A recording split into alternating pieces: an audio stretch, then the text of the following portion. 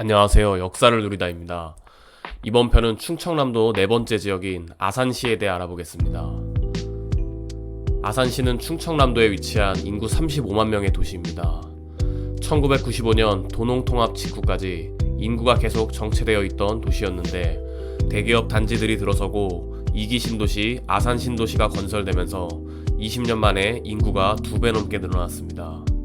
북쪽으로는 경기 평택시, 동쪽으로는 천안시와 접하고 있습니다. 아산시는 삼안중 마한의 염로국이 위치해 있었습니다. 이후 백제가 그 일대를 정복한 뒤 탕정군, 아수련, 굴직현이 설치됩니다. 온양의 옛 이름인 탕정이 끓는 우물이란 뜻이고 이후 온수, 온양 등의 이름으로 이어진다는 점에서 온천으로 유명했음을 알 수 있습니다.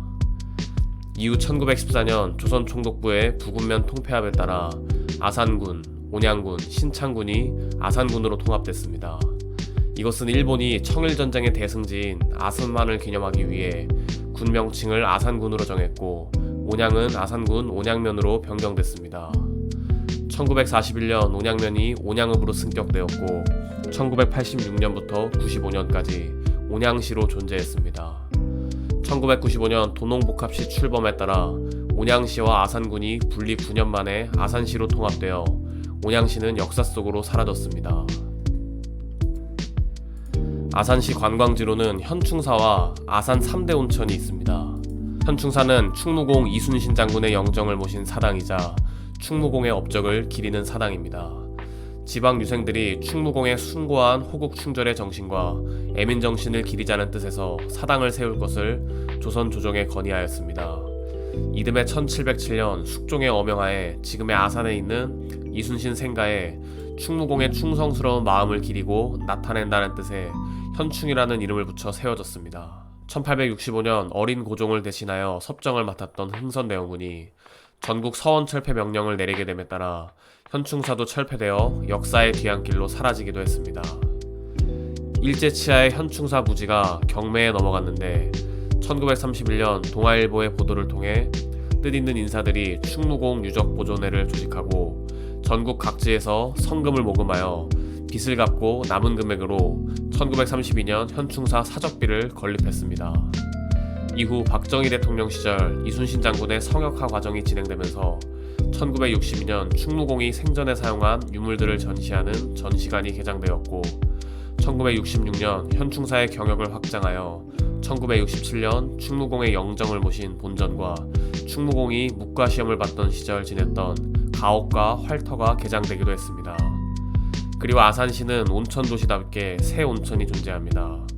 조선시대에는 왕과 조선조정에서 자주 드나든 덕분에 이곳에서 따로 업무를 볼 수 있도록 온궁도 있었다고 합니다.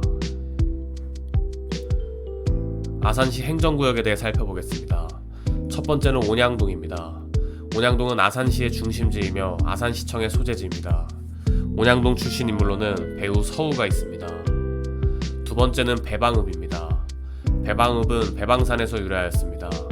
온양 방시의 중시조인 방운이 고려 태조를 도와 개국의 공을 세웠고 993년 성종 때 거란이 침입해 공운을 세워 온수군에 봉해졌습니다.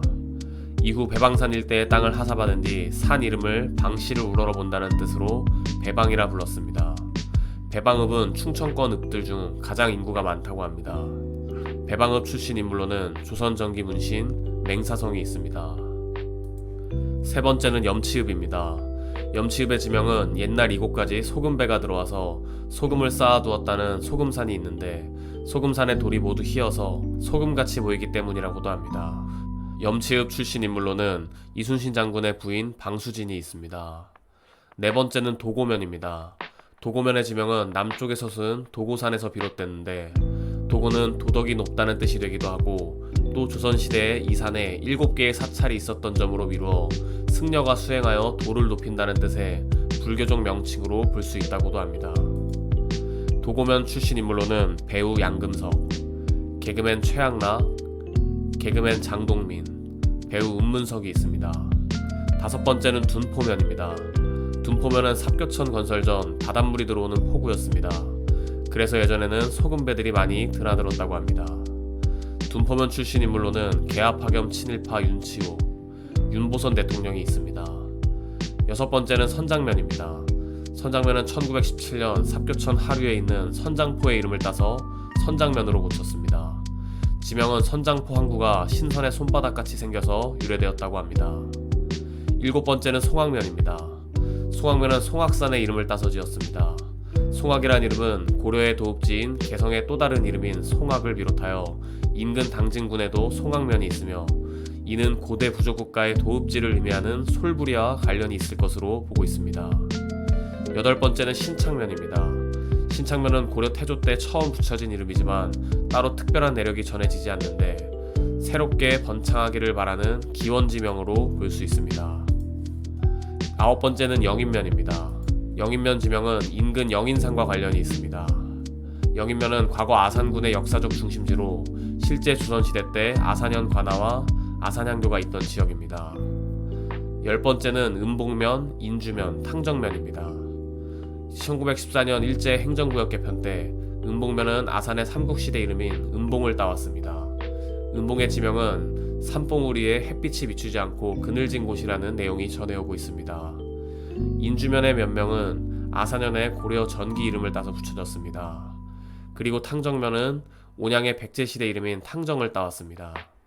인주면 출신 인물로는 독립운동가 이규갑, 개그맨 안상태가 있습니다. 이번 편은 충청남도 역사의 네 번째 아산시에 대해 살펴봤습니다. 시청자분들의 구독과 좋아요 감사드립니다.